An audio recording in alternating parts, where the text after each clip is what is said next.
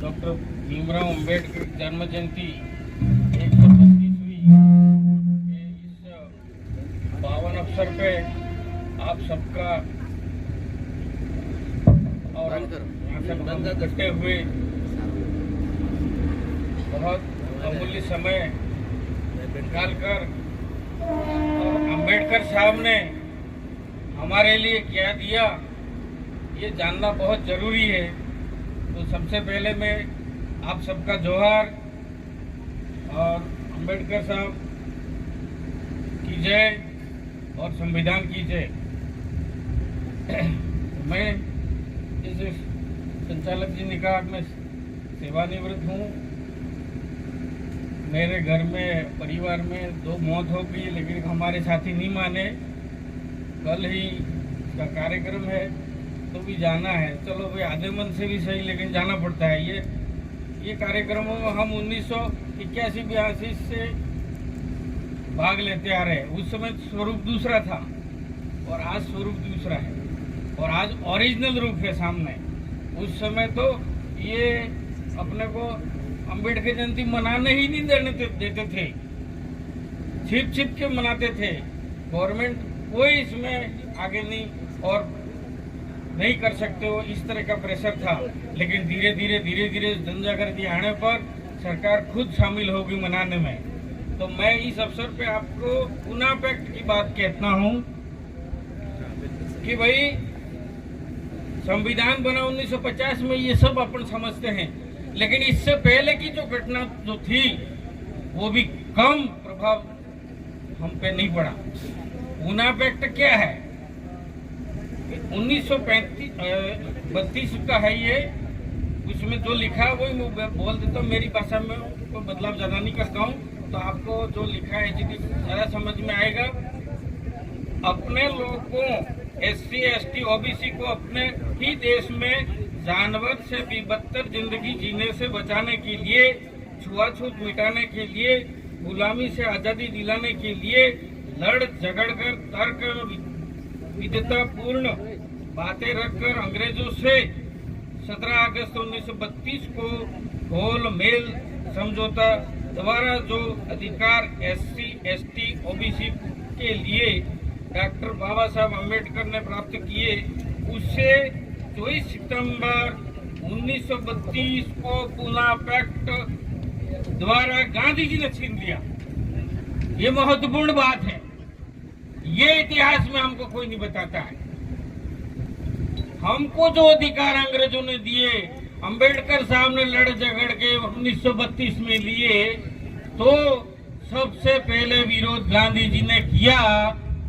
गांधी जी ने विरोध किया, इसीलिए इनको येरवड़ा जेल में अंग्रेजों ने बंद कर दिया। ये हमको मालूम नहीं है। अंग्रेजों को बाहर भगाने के लिए उन्होंने कोई थे सत्याग्रह बड़े नहीं किए, लेकिन SC ST OBC के अधिकार मिला था, लाए थे अंबेडकर साहब। उनको रोकने के लिए उन्होंने सत्याग्रह किया, उपवास किया, येरवड़ा जेल में अंग्रेजों ने उनको बंद कर दिया। वो क्या चीज लाए थे अंबेडकर साहब वहां की बैठक से? 1930 को प्रथम राउंड टेबल कॉन्फ्रेंस लंदन में बुलाई। ध्यान देना, सभी नेता पहुंचे, पर निमंत्रण होने के बावजूद भी गांधी जी लंदन नहीं गए। उनकी मंशा थी कि कांग्रेस फेल हो जाए, कॉन्फ्रेंस फेल हो जाए, वहां की बैठक फेल हो जाए। ये गांधी जी की मंशा थी 1930 में। डॉक्टर अंबेडकर कॉन्फ्रेंस में भाग लिए और अंग्रेजों के समक्ष 4 मांगे रखी। पहली, लोक संख्या में प्रतिनिधित्व, लोक संख्या के अनुपात में सभी सामाजिक समूहों को लागू होने का मामला था। दूसरा, सुरक्षित मताधिकार SC ST के लिए था। तीसरा, 2 बार वोट देने का अधिकार SC ST के लिए था।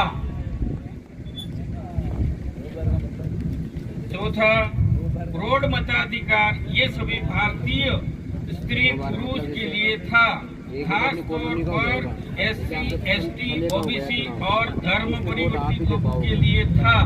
बाबा साहब को मालूम था कि हमारे लोगों को मनुस्मृति, ब्राह्मण विधि, धर्मशास्त्र ने पढ़ने लिखने, धन रखने का अधिकार नहीं दिया है।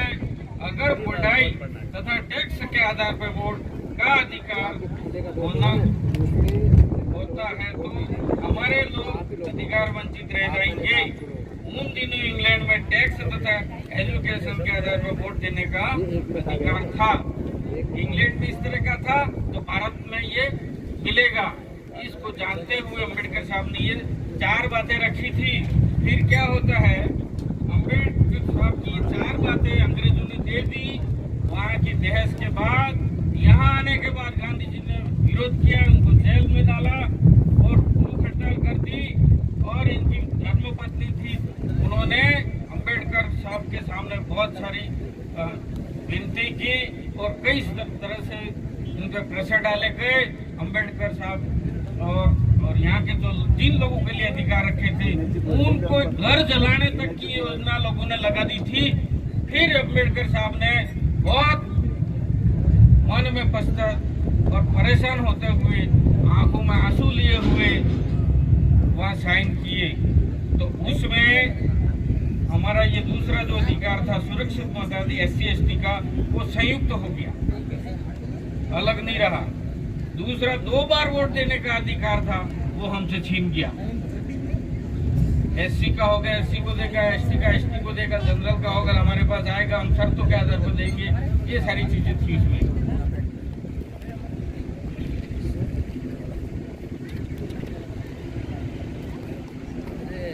उस समय ये जो विरोध हो रहा था ना, केवल गांधी जी कांग्रेस के आदमी थे, कांग्रेस पार्टी के थे।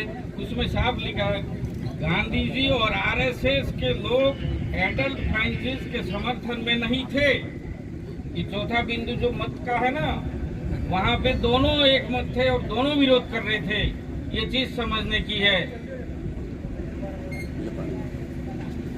वे जानते थे कि OBC, SC, ST के वोट अधिक हैं, मगर इन्हें वयस्क मताधिकार मिल गया तो उनको सबसे ज्यादा फायदा होगा, और हुआ भी।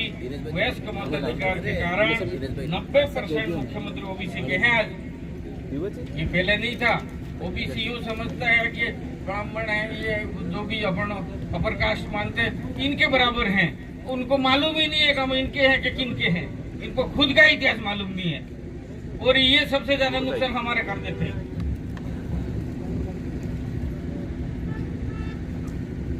और महिलाओं के लिए ज्यादा है। जो महिलाएं बहनें हमारी पढ़ाई में अधिकार, जमीन में अधिकार और संपत्ति में अधिकार, चाहे OBC हिंदुस्तान की सभी नारियों को मिला, चाहे वो OBC की हो, SC की हो, ST की हो, वो अधिकार पहले नहीं था, अम्बेडकर साहब ने दिलाया। और इन्होंने तो कानून मंत्री से इस्तीफा भी दे दिया। लेकिन उसी मसले को टुकड़ों टुकड़ों में बाद में जवाहरलाल नेहरू की मजबूरी थी और करना पड़ा।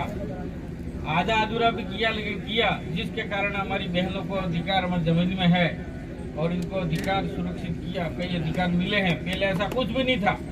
इस सबसे पहले महिलाओं, ST, SC, OBC इन सब के लिए काम किया। लेकिन अम्बेडकर साहब को आज क्या कहते हैं, SC के आदमी थे। ये तो उस वर्ग के थे। अब ये तो वर्ल्ड लेवल का आदमी था यार। तुम कहाँ कहाँ इनको किसकी थैली में पैक कर रहे हो? वो तो वर्ल्ड लेवल के आदमी थे।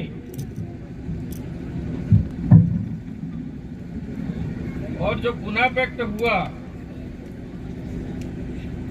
उसमें अम्बेडकर साहब ने साफ कहा है कि जो ये बदलाव हुआ है गांधी जी के विरोध के कारण और मजबूरी में किया है, तो हमारे लोग बढ़वे पैदा होंगे। वो समाज की बात नहीं करेंगे, समाज के तरफ से जाएंगे लेकिन समाज की बात नहीं कर सकते, क्योंकि वो इनकी समझ से टिकट की है।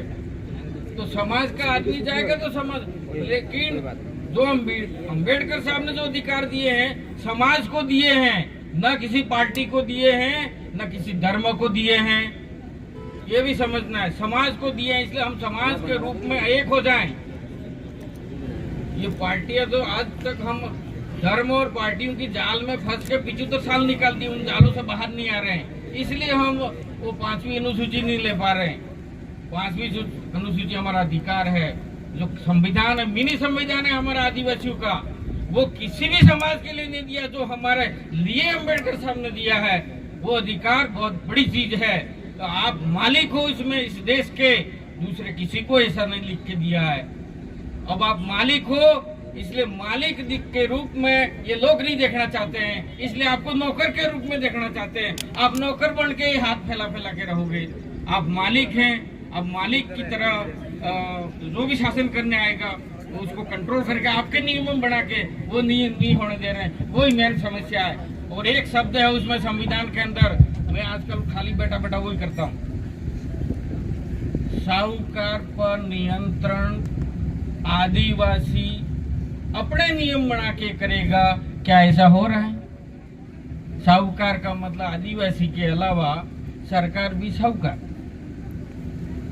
विभाग भी साहूकार। विभाग में मैं नौकरी करता हूँ, आपका भाई, उसका मतलब मैं साहूकार। आदिवासियों के मामले में, आदिवासी के शासन की प्रणाली में आदिवासी कहेगा वैसे काम करने का है। तो